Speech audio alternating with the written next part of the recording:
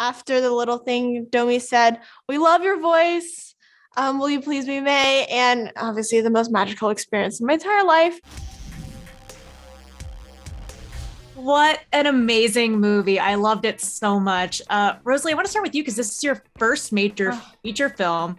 It's Pixar, working with Sandra freaking Oh. What happened when you were told you got the part? Who's the first person you told? Walk me through that. Oh gosh, I mean, I've had two moments of that sort of booking realization. First time was when I booked it for scratch, which means that they just needed a voice to animate off. I hadn't officially booked it.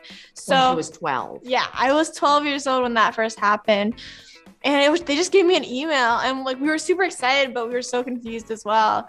But then 2 years later, I think it was 14 or 15. But they said that's when Domi brought in like a camera. Domi, she, the director, brought in a camera saying, "Oh, we're just doing this little documentary thing." And then after the little thing, Domi said, "We love your voice. Will you please be May?" And obviously the most magical experience in my entire life. And then it was my mom in that room when she announced it. So when we got home, the first person I told was actually my dad, of course. And he was so excited, so grateful and happy that this incredible opportunity has been given to me. Congratulations. Now, this movie takes place in the early 2000s. And what was I doing then? I was watching Princess Diaries on an endless loop. I think I just wanted an excuse to bring up Gupta. But I'm curious, Sandra, because people love that scene and that role so much. Does it ever surprise you how much people bring up that character? Yes, it does. And I love it. One time I was walking down in Chicago, and a young man who clearly was in university, I passed, and then he came running back to me, and he did the scene in front of me. And I was like, oh my gosh, you must have been at the right age at that time.